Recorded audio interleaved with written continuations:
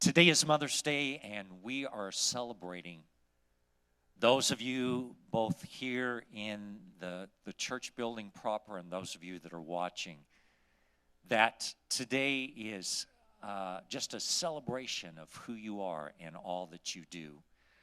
How can you fully describe a mother? You can't. They're teachers. They're disciplinarians. They clean all the time. They're gardeners. They mow the lawn. They bake cookies. And sometimes baking cookies is more important than washing windows. Amen? Yes, especially to the kids. You're nurses. You're doctors. You're lawyers. Psychologists.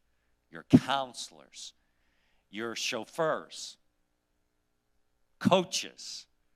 You're developers of personalities, you're molders of vocabulary, you're shapers of attitudes, your soft voice that says, I love you. And quite honestly, mothers are the first link to knowing God. How can you sum up such, and that just barely scratches the surface. How many of you have heard of a lady by the name of Irma Bombeck? And Irma Bombeck shared this about the story of God. And she said that in this, one day, God had been creating mothers, and he was very, very weary. And so he came to the end of the day, and one of his angels said to him, Lord, are you sure that you sure are spending a lot of time on this one? And the Lord turned to this angel and he said, have you read the specs on this model? She's supposed to be completely washable, but not plastic. She's to have 180 moving parts, all of them replaceable. She's to have a kiss that will heal everything from a broken leg to a broken heart. She's to have a lap that will disappear when she stands up. She's able to function on black coffee and leftovers. And she's supposed to have 6 pairs of hands. 6 pairs of hands, said the angel. That's impossible. God said, it's not the 6 pairs of hands that bother me. It's the 3 pairs of eyes. She is supposed to have 1 pair that sees through closed doors so that whenever she says, what are you kids doing in there? She already knows. She has another pair in the back of her head to see all the things that she's not supposed to see. And then she has 1 pair right in front of her head that when she looks at a child that has just goofed and made a mistake, that she communicates love and understanding without even saying a word. The angel said, that's too much. You can't put that much in one model. Why don't you rest for a while and resume your creating tomorrow? No, I can't, said the Lord. I'm close to creating someone very much like myself. I've already come up with a model who can heal herself when she's sick, can feed a family of 6 on 1 pound of hamburger, and who can persuade a 9-year-old to take a bath. Then the angel looked at the model of motherhood a little more closely and said, she's too soft. Oh, but she's tough, said the Lord. You'd be surprised at how much this mother can do. She can think, asked the angel. Not only can she think, said the Lord, but she can reason and compromise and persuade. Then the angel reached over and touched the cheek. She said, this one has a leak. I told you you couldn't put that much in one model. That's not a leak, said the Lord. That's a tear. What's a tear for? Asked the angel. God said, well, it's for joy, for sadness, for sorrow, for disappointment, for pride. You're a genius, said the angel. And the Lord said, oh, but I didn't put that tear there. How many of us, when we look at what a mother is supposed to be, that we have our own perceptions, our own ideas, our own experiences? I want you to turn with me in the time that we have to Proverbs chapter 31. It's God's example of a perfect woman. Proverbs chapter 31. And we're going to begin reading at verse 10. Read along with me. Who can find a virtuous and capable wife? She's more precious than rubies. Her husband can trust her, and she will greatly enrich his life. She brings him good, not harm, all the days of her life. She finds wool and flax and busily spins it. She's like a merchant ship bringing her food from afar. She gets up before dawn to prepare breakfast for her household and plan the day's work for her servant girls. She goes to inspect a field and buys it. With her earnings, she plants a vineyard. She is energetic and strong, a hard worker. She makes sure dealings that are profitable. Her lamp burns late into the night. Her hands are busy spinning thread, her fingers twisting fiber. She extends a helping hand to the poor and opens her arms to the needy. She has no fear of winter for her household, for everyone has warm clothes. She makes her own bedspreads. She dresses in fine linen and purple gowns. Her husband is well known at the city gates, where he sits with the other civic leaders.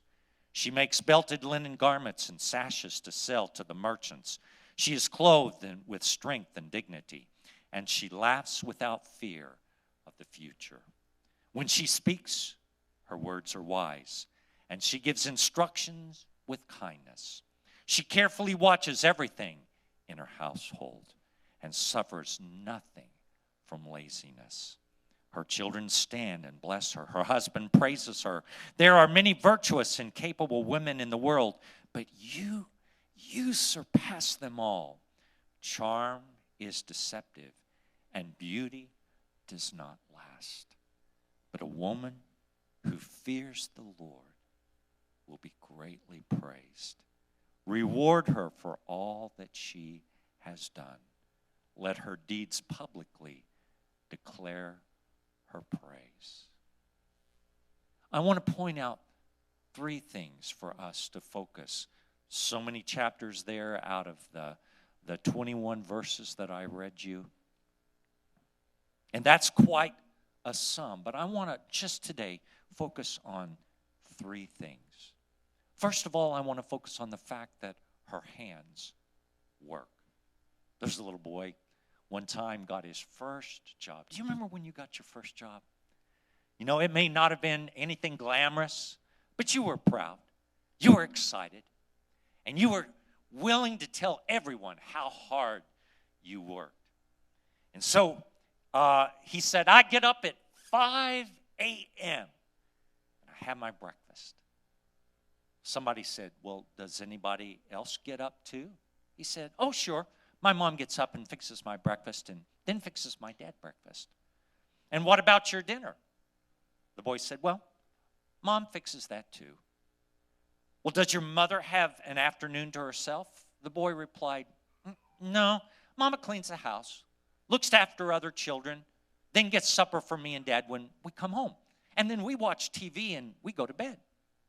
Well, does she do that too? No.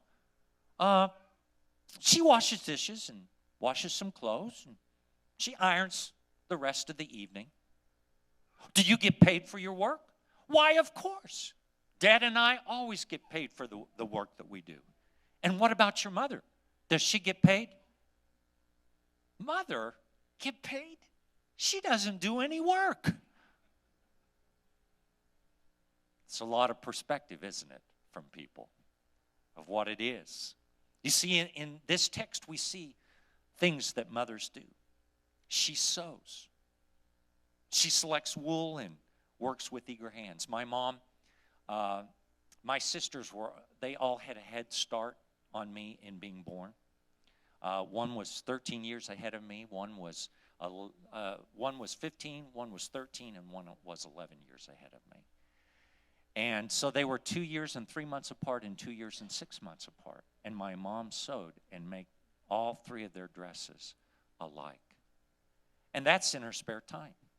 She would wait till my dad got in and fixed him dinner, and then she would stay up until the evening hours sewing to do those. Also, this lady in Proverbs 31 shops, bringing her food from afar. You know, it wasn't like having a convenience store right around the next tent. She had to go get it. She cooks. She provides food for her family. My mom was an excellent cook. We had hands that worked for us. And, you know, I think some of those guys would just come to eat my mom's food, didn't have to worry about being paid, because food was payment enough. And my mom never did this little ditty thing where you put down one of this and one of that. My mother laid out multiple things at meals. She gardens. She plants a vineyard. My mom, not only did we have a big garden, but we had what we called a truck patch. You know what a truck patch is? A truck patch is where you raise additional garden stuff in order to sell it. And she would take it to the local grocery stores and sell her corn for that. And then she works all hours. It says here in verse 15, she gets up while it is still dark to prepare food.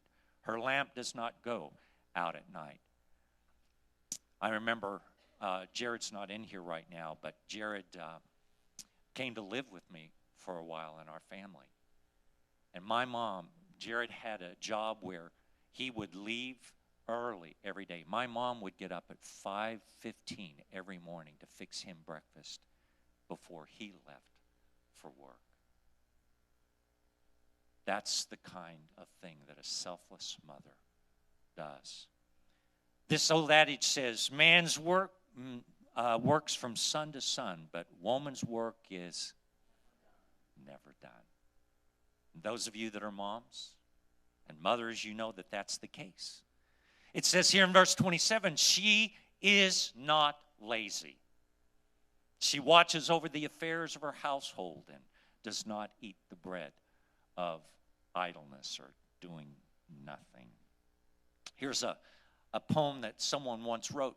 It's called Mama's Mama. Mama's mama on a winter's day milked the cows and fed the hay, slopped the hogs, saddled the mule, and then got the children off to school. Did a washing, mopped the floors, washed the windows, and did some chores. Cooked a dish of home-dried fruit, pressed her husband's Sunday suit.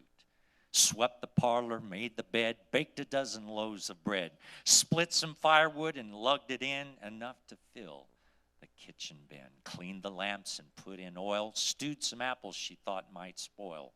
Churned the butter, baked a cake, then exclaimed, for mercy's sake. The calves got out of the pen, went out and chased them in again. Gathered the eggs and locked the stables, returned to the house and set the table. Cooked a supper that was delicious, and afterwards then washed all the dishes. Fed the cat, sprinkled the clothes, mended a basket full of hose. Then opened the organ and began to play the song which says, when you come to the end of a perfect day. Wow. You know, there's so much her hands work. The second thing is her mouth speaks. In verse 26, it says, she speaks with wisdom and faithful instruction that is on her tongue. I grew up in the Methodist Church, and the founding person in the Methodist Church was a man by the name of John Wesley. John Wesley had a wife's name who was Susanna. She had 19 children. 19. That's a dozen and a half. That's a lot of kids. And so one day, he was shocked where he was at by the amount of drinking that was done by the students. I wonder what he'd think today if they were alive. And so he wrote to his mother and asking her counsel, and this was the response he received back. My dear son, remember that anything which increases the authority of the body over the mind is an evil thing. Wow, that's profound. And I'm sure that she had much more to say. Some of you may have heard of a minister by the name of G. Campbell Morgan. He had 4 sons, and he was a minister himself, and he had all his 4 sons had become ministers. And at a family reunion, a friend asked one of the sons, which Morgan is the greatest preacher?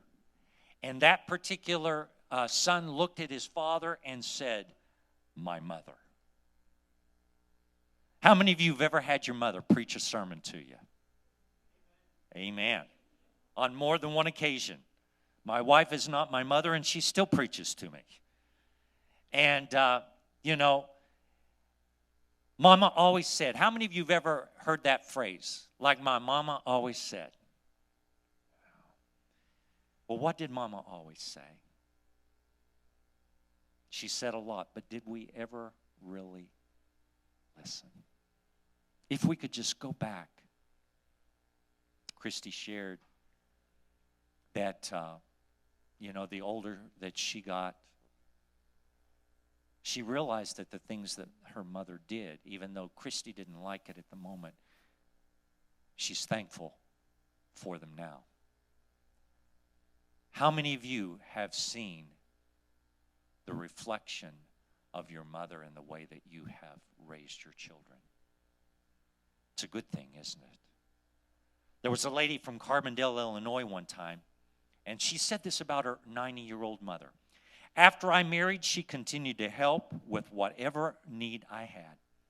From sewing beautiful holiday outfits to cooking and occasional house cleaning and babysitting, she always has been my counselor and friend. This lovely lady just celebrated her 90th birthday.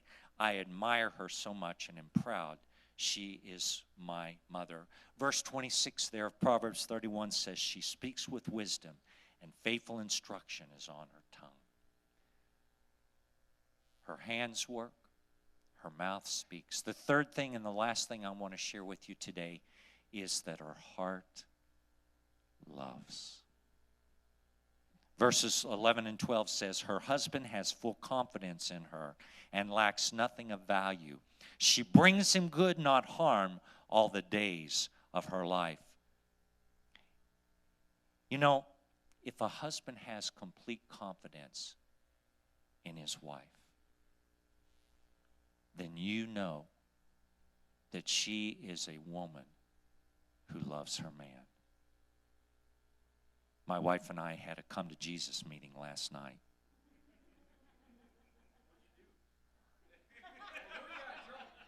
That's not important.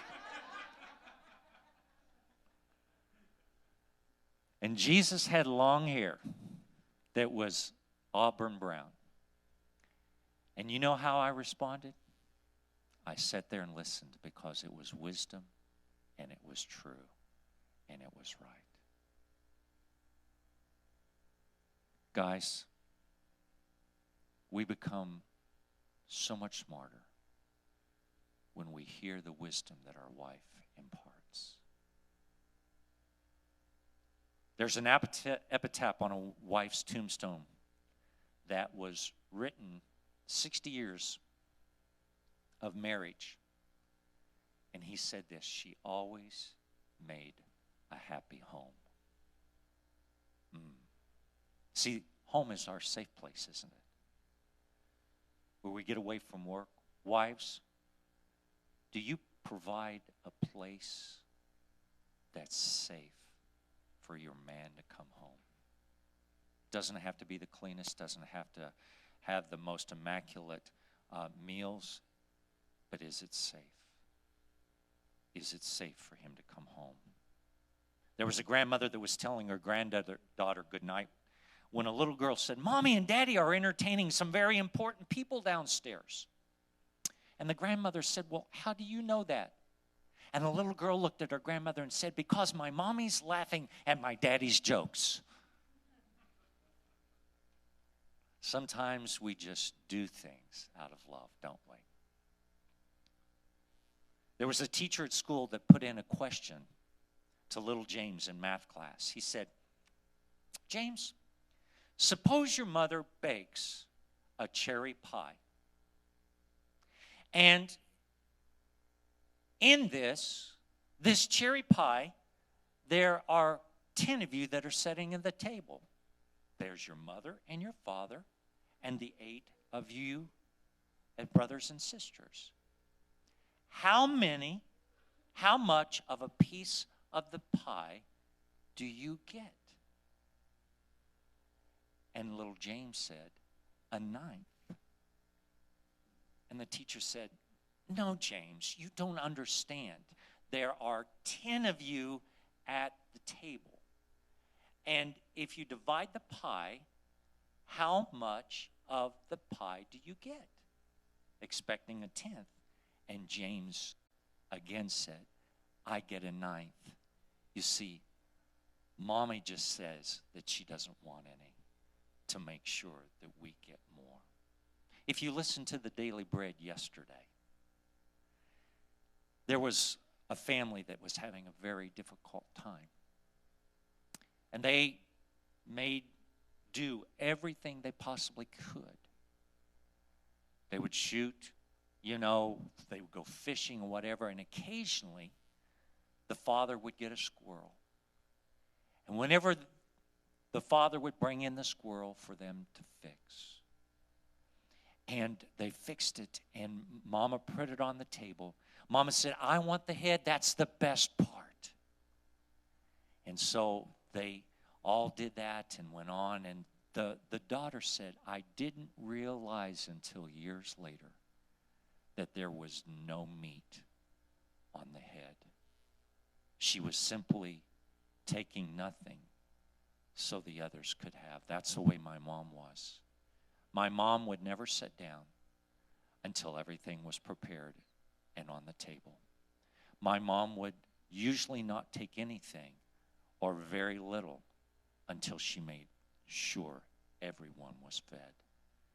If there was anything that was ever short, my mom did without. And she never complained. She never sang a song that was a dirge of how woe is me. We never knew anything except a selfless mother. Her hands work. Her mouth speaks. Her heart loves. Today, are we expressive to our mothers, for those that still are living, for all that they do for us?